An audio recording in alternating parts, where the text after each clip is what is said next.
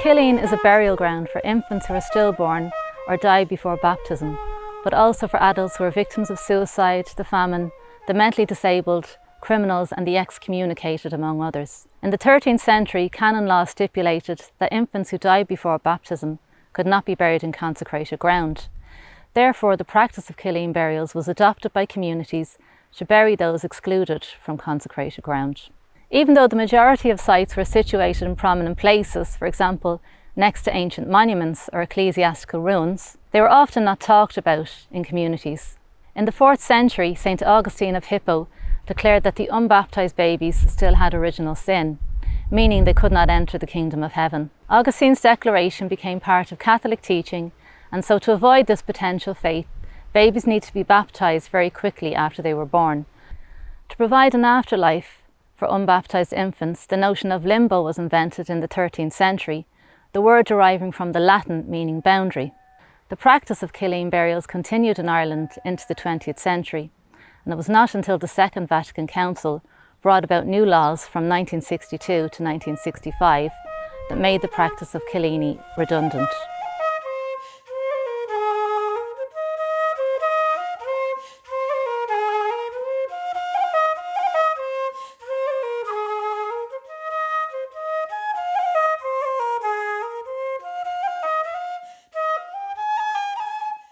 I know that they're burial grounds for children generally that weren't baptized, so they died before they could be baptized at childbirth or before, and they weren't permitted to be buried in a church graveyard, so they chose sites around the community like this one here, a kind of informal burial sites. We think famine victims maybe in places like this where the soil was easy to dig, sandy soil, and people that washed up on shore. The oral tradition says that happened as well, that they didn't know if they were consecrated or baptized. This landscape around us is a sand dune habitat. It's a kind of a movable ecosystem. It's formed by sand blowing basically and taking hold.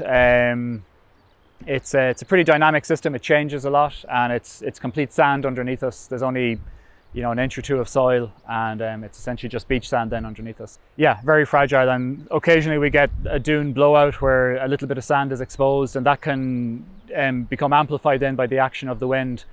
Close to the burial site we have had a minor blowout some years back, but the burial site itself has been completely intact, and we're trying to maintain that by ensuring there's no grazing here at the minute, just so that the marram grass remains strong and the site itself remains stable, because we're pretty close to the edge, as you can see here. What this means to us, it carries really great significance for us really. Since we were very young, we were thought about this site and told about its history and its significance. We feel, our family, because we own this land, we feel a really strong obligation to manage it and to kind of care for it and make sure that the children that are buried here are valued and respected. And that's a very strong tradition in our family, and that primarily comes from my dad and the generation before him as well. They made sure that this area was not forgotten and that it was always acknowledged. We were told that generally maybe a husband or men in the house would come at night time to carry out the job of burying the child, and there was no ceremony.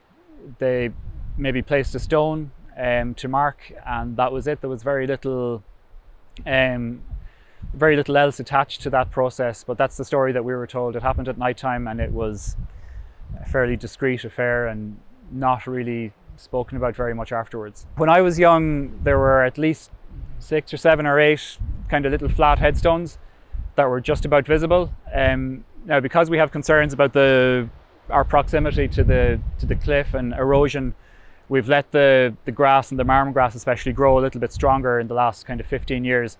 So they have become a little bit covered up.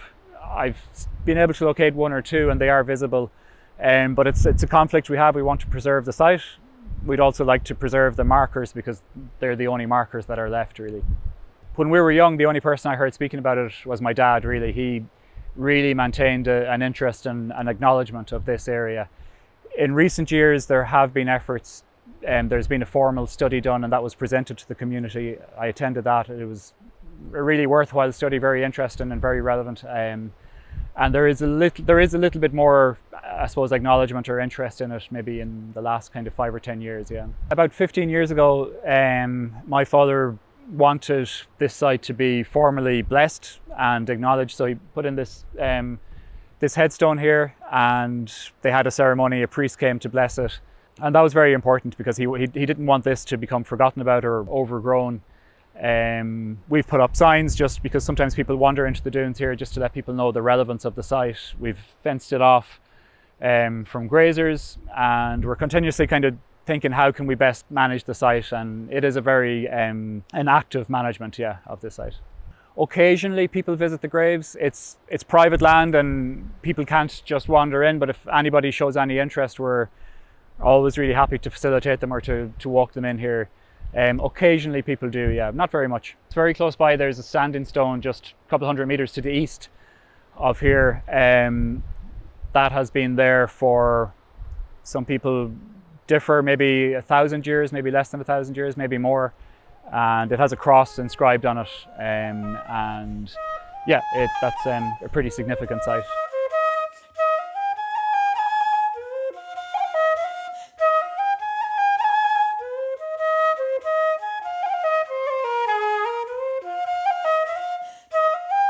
Primary information of the lived memory and experiences related to Cillini were recorded in the 1930s as part of the schools collection by the National Folklore Commission.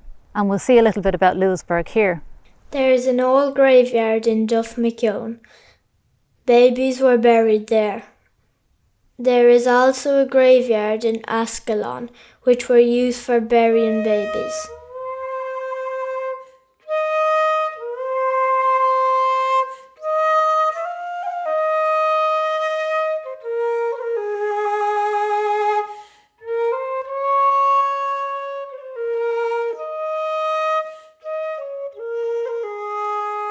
I'm in Louisburgh-Killeen, just outside the town of Louisburgh. This is one of the largest killíns in the area of Louisburgh.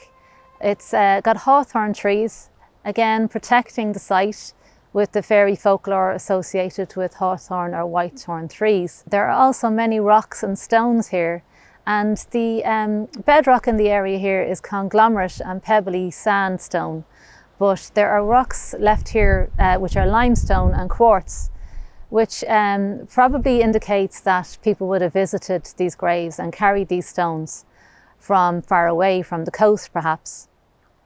This is on the site of a medieval church which was dedicated to St. Bridget, and there's also a well on the site here, and it was a holy well that was dedicated to St. Bridget, and it was also part of the Pattern Day to Croagh-Patrick, so many pilgrims would have visited the site here to do rounds at the holy well dedicated to St. Bridget. It's a beautiful site. Behind me we've got views of Inishturk, and in front of me I've got a view of Clare Island. I'm about 300 metres now from Louisburgh-Killeen, and behind me is a stone row. Stone rows date back to between the Bronze Age and Neolithic times, and that's between 500 BC and 4000 BC. So this stone row could be about 2,000 years old or as far back as 6,000 years ago. It's known locally as na Clochafina, associated with the ancient myths of the Fina. And again, the Killeen would have been, purposely located close to this stone row, as you would generally find them close to archaeological monuments. So we've got the association of St. Bridget's Holy Well. There was also a medieval church on the site there dedicated to St. Bridget, and just 300 metres away we have the stone row. Children's burial ground, sure. Well, they had traditions in it. If a child died, as I said to you before, I think, from my house back to the Point of Imla, there was 2 gaps into the graveyard. They'd go to the east gap. They wouldn't go to the near one, they'd go to the far one. And if a child died from the house on the east side of the graveyard, all the way to the far end of Ascalon, the east end of Ascalon, they'd come to the west gap. That's the only graveyard that I have ever known there was 2 ways in, which was only a gap in a stone fence. But that was the tradition. Yeah. And it was probably coming from the long way round to a graveyard, not taking shortcuts, but it was only a baby.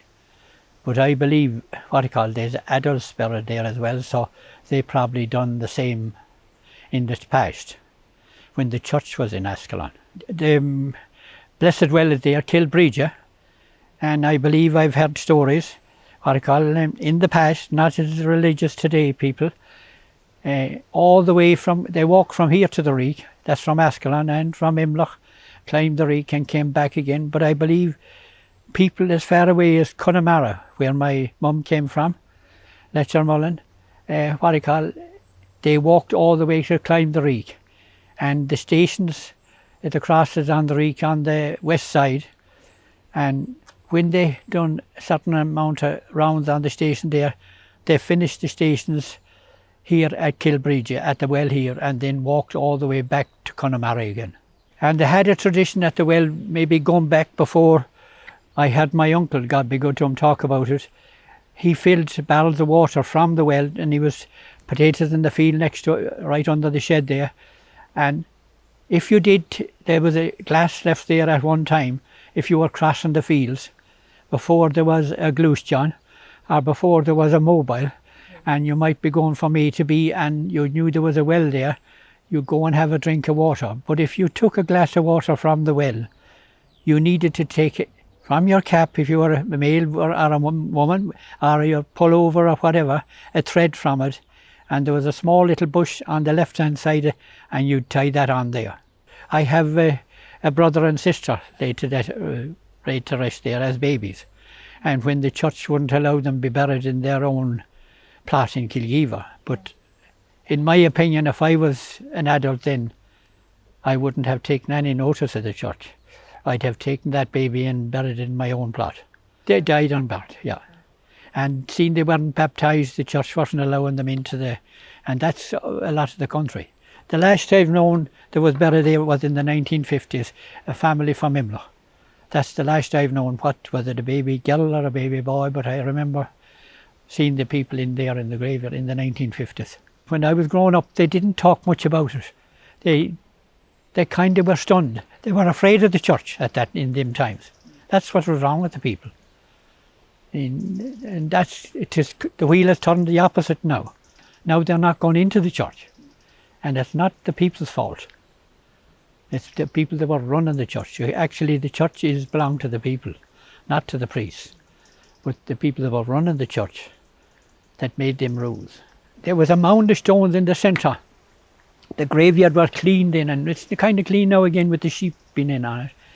It was stones in it that were carried from a long way away. They weren't native of Ascalon, red stone.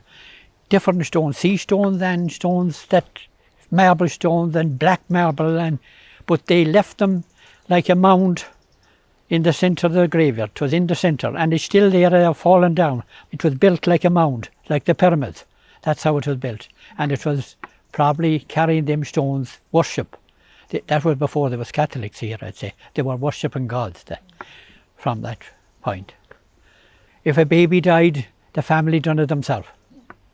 They just went and wrapped the child, there was no coffins, wrapped the child in a sheet probably, and opened up a grave anywhere in the graveyard. They didn't own any of it. But there is flags, if you were walking through it, 6 foot long, stone flags laying down, so that they're not over a baby. In my opinion, they were there hundreds of years, and they're probably were laid over adults. They had no special stones then going up, and if they had any stone standing up, they just cut a mark in it, their own name. There's some of them in Kilgeever, the old graveyard. If you go along this, the ordinary stone flag, and you'll see initials cut out on it. And from time to time, their people, if there are people still here, is they go and redo the markings on it.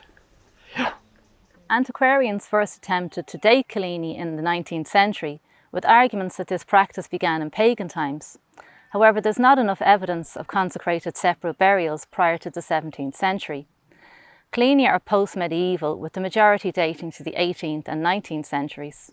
The earliest evidence in Ireland is in a letter dated the 23rd of July 1691, during the establishment of the Ulster plantations. This letter contains an application for a new church at Muff in County Derry, and Mr Goodwin noted that a site inspected there was unsuitable due to the location of a children's burial ground. This correspondence indicates the knowledge that Cillini were within communities and Cillini's place in the landscape in the 17th century. Many Cillini are located close to older archaeological monuments such as ring forts, holy wells and old church ruins. Ring forts or fairy forts have much folklore and superstition attached to them and would not have been touched. Using an old monument provided protection physically, as it was a known site in the landscape and would bring the deceased closer to God. Prominent places were not always selected, however, for Cillini. Some were placed in liminal sites such as bogs and woodland that would have been considered barren. This barren land would have deterred animals and prevented agriculture. Also in the 17th and 18th centuries, Catholics were not permitted to own land under the penal laws. In 1703, Roman Catholics owned only 15% of Irish land. Former monument sites may have been selected owing to the premise that Protestant landowners would not have allowed agricultural land to be used for Cillini.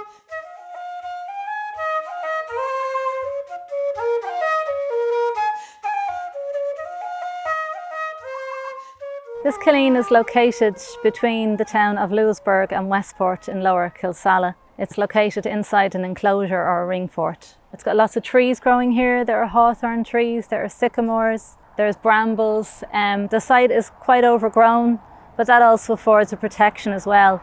And it's also got beautiful views of Croagh behind me and the Atlantic Ocean in front of me.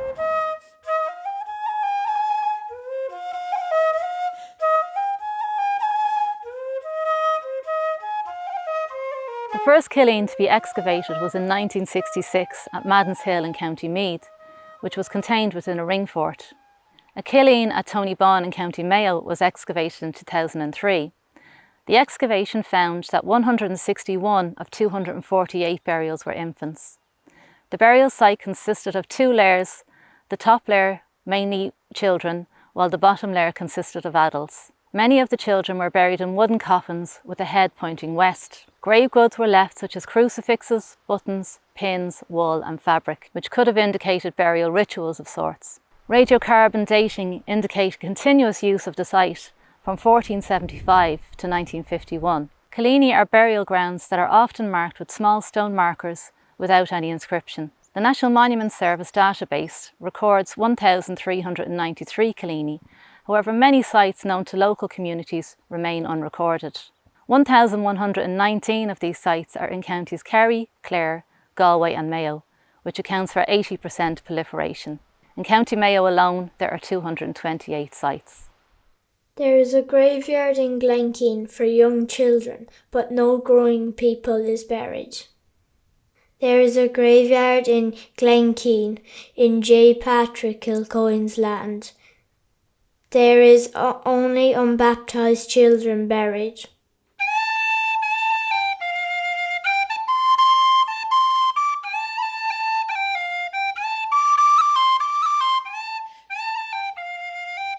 So this is the cillín at Glenkeen Farm, and it's in a beautiful location, as the majority of cillíns are. Close by us here are the Millree Mountains and the Sheafrey Hills. The cillín is sub-rectangular in shape, and it is recorded by the Sites and Monuments records.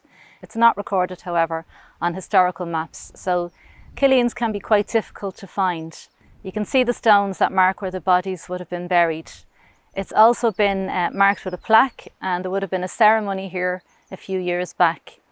The landowner's father's brother died as an infant and is buried within the site here.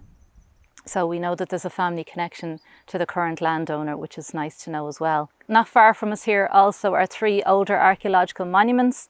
There's three ring forts just approximately 400 metres away from here, and that's also lending towards Cillini being placed in important places and close to older archaeological monuments where they would be afforded protection. On the site here, the landowner told me that the small stones delineate where the feet will be pointed and the large stones where the head will be pointed. And there's also two stones that are positioned nearly like a gravestone, whereas most of the other stones will be lying flat. There are two stones that are standing. So Cillini were not just for children, adults were buried within Cillini as well. And many say that famine victims would have been buried within Cillini.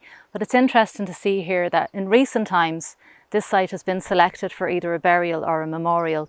So it's nice to see that there's still a connection there with this special place. There is a graveyard in Glenkeen. There are young babies buried in it. All the children who are not baptised, it is in that graveyard they are buried. There is another graveyard in Finon, but it was in use for near 100 years now. There is a graveyard in about half a mile from our house. The young children are buried in it still. Long ago they were grown-up people buried in it, but there is not now. There is a tombstone in the one that is in, but there is a circle of small stones.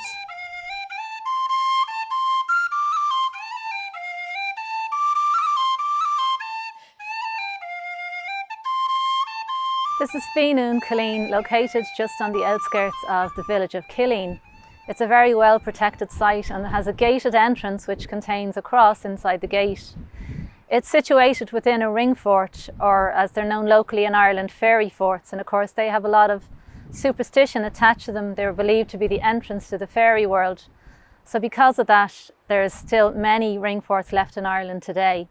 They would afford the site protection, and many Killeens are located close to or within ring forts. You can also see that it's surrounded by hawthorn or whitethorn trees, again associated with fairy folklore. The Killeen being located in a ring fort would deter people from entering the site. Inside the site there's a standing stone which contains a double incised cross, and there's also a cross slab laying down which contains an incised cross.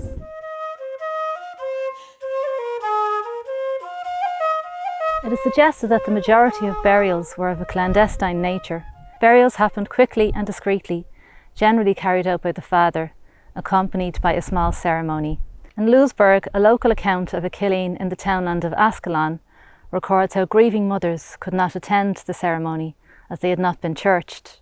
An account is provided of a burial with the remains of the child being brought in a coffin by the father on a bicycle at night. However, in some cases, grave goods such as crucifixes, buttons and pins indicate that care was taken with the burial, as opposed to the preconceptions that burials happen quickly, without ceremony and often in secret. Another account in Louisburgh recorded seeing two women coming from a Killeen at night time. It was the person's belief that these women had just buried a baby, which is contrary to popular belief that only men carried out the burials. From interviews conducted in Louisburgh, obedience to the Catholic Church was a strong theme around Killeen burials. People obeyed the laws of the Catholic Church with strict vigour. There was a continued unwillingness to speak out against the Catholic Church. It was mentioned that people in the community would not have talked about the death of a baby, but people knew where Cillini were. The connection between archaeology and emotion is relatively new since the 1990s. There can be very strong emotion around death, grief being a widespread emotion, and is often expressed during burial rites and can provide healing. Such ritual places can bring on high emotion, and cemeteries can provide a place to express this emotion. Research carried out on pregnancy and perinatal loss indicated that mothers of these children expressed psychological grief. The emotion of loss was worse when babies had died before baptism, as there was no comfort that they were going to heaven. People reached out to folk customs and religious beliefs in these bad times to bring them comfort. These practices reveal much about how Irish people lived their lives in communities and how traditional practices continued. Such traditions may have enabled the continuation of Killeen burials into the 20th century. While these beliefs and customs came from pre-Christian times, they morphed and changed with the introduction of Christianity.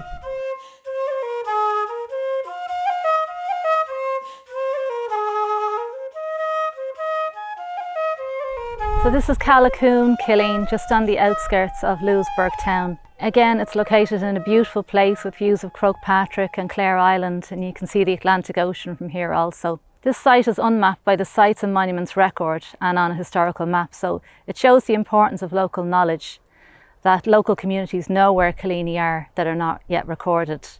So officially this Killeen is not afforded protection, but it has been protected by the community. It's important to recognise the contribution that farmers and landowners have afforded over the centuries in protecting Cillini.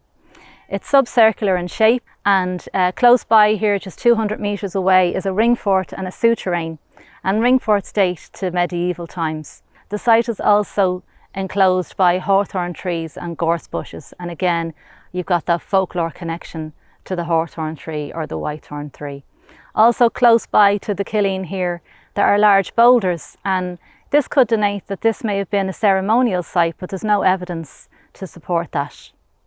In this parish there are a number of graveyards: Cillín, Kilgeever and Dunmore. There are people buried in Cillín, Kilgeever, but there are none buried in Dunmore since about 50 years ago. But one occasion when a body came ashore about 20 years ago and could not be identified, it was buried there. It is a round shape, it is seated on the brink of the sea, and the tide is wearing it away. Since the beginning of the 21st century, communities began to adopt their own practices to remember their cilliní. Many sites have been blessed by the Catholic Church, have plaques marking them and road signs. In the area of Louisburgh-Killeen, the majority of the sites were blessed and Mass was said with attendance by the community. Plaques were placed at the sites which make them more visible and bring them back into public consciousness.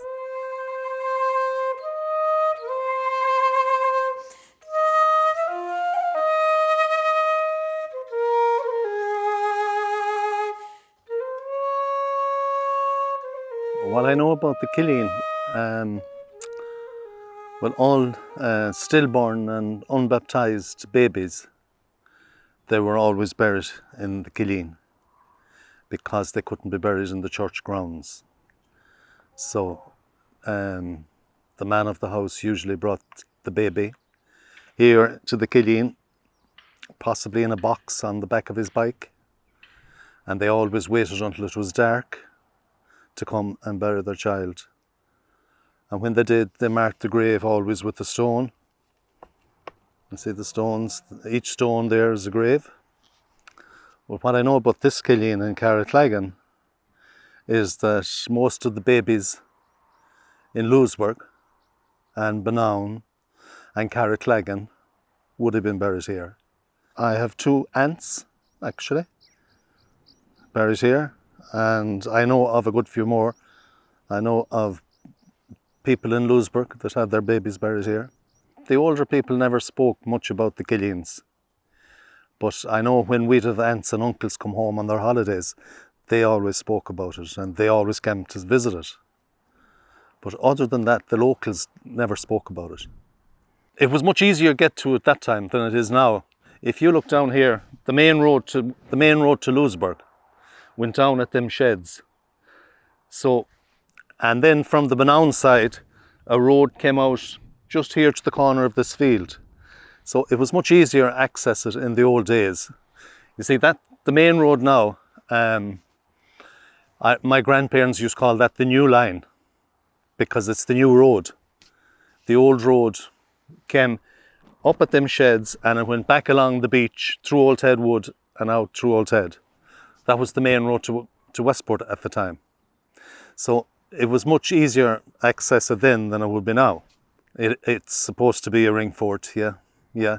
And you can see the hawthorns, and they were always associated with the forts, and maybe the fairies.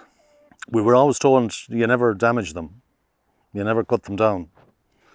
There was a lot of pishrugs associated with hawthorns. The only action that was taken recently was in 2012. I asked Father Matty, our parish priest at the time, to come and bless it, and he did. He was really very helpful, and we put up that plaque which Father Matty paid for. He was brilliant. So that was done in 2012. I don't think anybody really visits it, no, apart from our own family. We'd come out in that time. Other than that, not really, no. These were very prominent in the west of Ireland, because I know around here there's one in Forrigal, there's one up in Collicoon, there's I think 2 in Ascalon, as far as I know, and there's at least 2 back the west. So the west of Ireland was there were more of them in the west than there was elsewhere. I don't think along the east coast you'd find many. I don't think so. It is a beautiful site, you know, when you look, you couldn't have picked a nicer site. Probably, yeah. And I'd say, you know, when the fort, how long back are you going? You know, they picked their spots, definitely. You know, because it is a beautiful view. You know, it's only when you stand and look at it, you realise it is, yeah. So all Cillini and Louisburgh are located close to older archaeological monuments. Some are near ecclesiastical ruins, some are near holy wells, some are in ring forts or close to ring forts, and one is near a standing stone. Killeen is the closest to a boundary at 42 metres, while Glenkeen is furthest away at 667 metres. 2 out of 7 Cillini were unmapped, and it shows the difficulty in trying to identify Cillini. Some are well maintained and some are rewilded, but all are located in places of beauty.